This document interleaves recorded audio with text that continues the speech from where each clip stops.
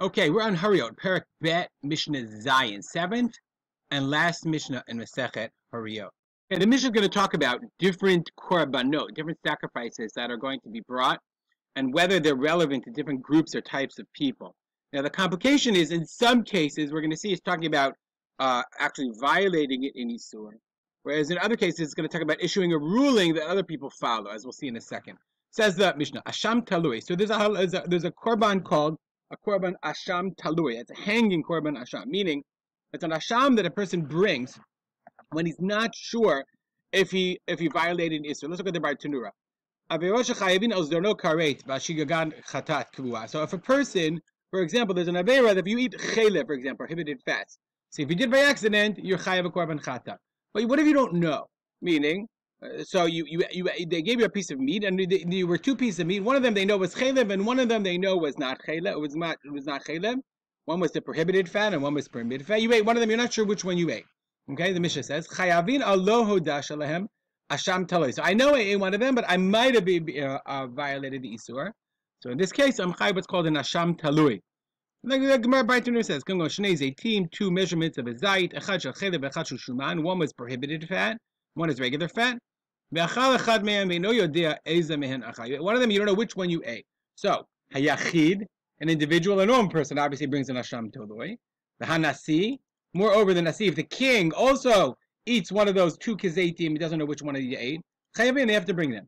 Umashiach ubeitin tubin. Now we're talking about Mashiach and Beitin. Remember, the Kohen and Mashiach, he issued a ruling permitting himself to eat that. He said it was permitted. Or Beitin issued a Hora'ah. This is, remember, Horyot. They issued a ruling saying that you're allowed to eat the shuman and the chelev in a certain way.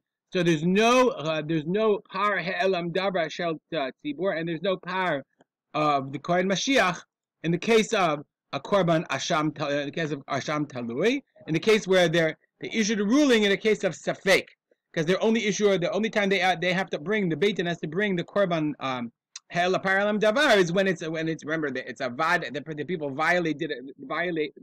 the people vadai certainly did the action which would have caused them to violate the isur if the Beit Din hadn't issued their ruling, and not in a case of safek. And therefore, in the case of asham talui, in the theoretical case where they issue a ruling about which we're not sure, there would be no par helam davar shel tzibur, and because there's no par helam davar shel tzibur, there's no par Mashiach, par kohen Mashiach either. That's a mouthful. Asham vadai is a different kind of korban. What do you offer an asham vadai for? So the Mishnah says, chamisha ashamot hein ba'in ala vadai. So there are 5 types of ashamot.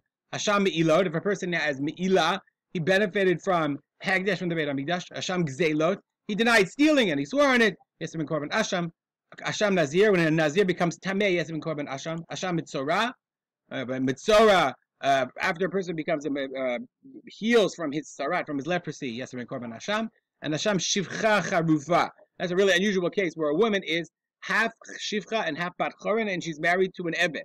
And a person sleeps with her, you have to bring there's a special Isur, you have to bring a korban Asham. So in those cases, Asham Badai, okay, Yachid has to bring a Asham Badai. Nasi also has to bring an Asham Badai. Mashiach Chayavin.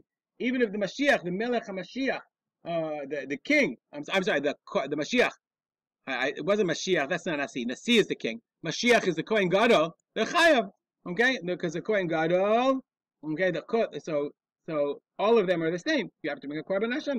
There's a separate kind of Asham. Ubeitin Petun. If Beit Din issued a ruling exempting from the Metzorah, for example, or exempting somebody from the Isur that would have to bring an Asham Badai for, they're Patur. Why? Because that's talking about the Hora'ah. Remember, the ruling is only if the theoretical punishment was a korban chatat. But since it's not a korban chatat, it's a korban asham. Therefore, they're not chayav if they issue an erroneous ruling.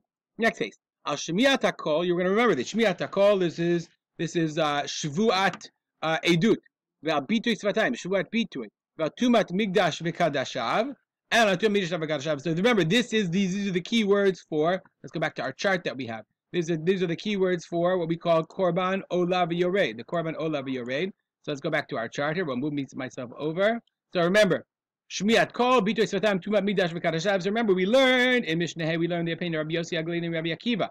Now we're going to come to Rabbi Shimon here. Okay, let's go back to our chart. All those cases, Beit Din P'tur. In all those cases, remember, Beit Din are patur because it's korban olah v'yored, not a korban chatat. Vayachid, v'anasi v'amashiach chayavin.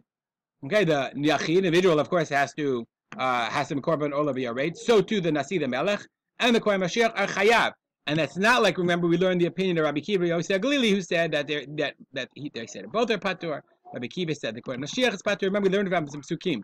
Ella she'en kohen gadol chayav al tumat migdash v'kadashav. Di Rab Shimon. Rab Shimon says that the kohen gadol is not chayav on tumat migdash v'kadashav. He is exempt from the isurim of tumat migdash v'kadashav. He learns it out from the psukim as well. Okay, that's Rabbi Shimon's opinion. Interestingly enough, the Rambam says, Rabbi Shimon says, kohen mashiach is chayav except tumat migdash v'kadashav, whereas the Chachamim say no, chayav. They're chayav on everything on korban olav yored. Both the melech and the kohen mashiach are chayavin in korban olav yored, and the Rambam paskins in the end. Rambam says we paskin like the Chachamim that they're chayav. What do they bring? Okay, umahi miviim korban olav yored. What korban they have to bring? Korban olav yored because they're chayav. Rabbi Eliezer says hanasi mevi seir. Says Rabbi Eliezer, no, on tumat migdash v'kadashav, right? The nasi has to bring a seir. He can't bring an olav yored. He has to bring a seir goat. Okay, okay. So we hope we don't like him. Okay. He doesn't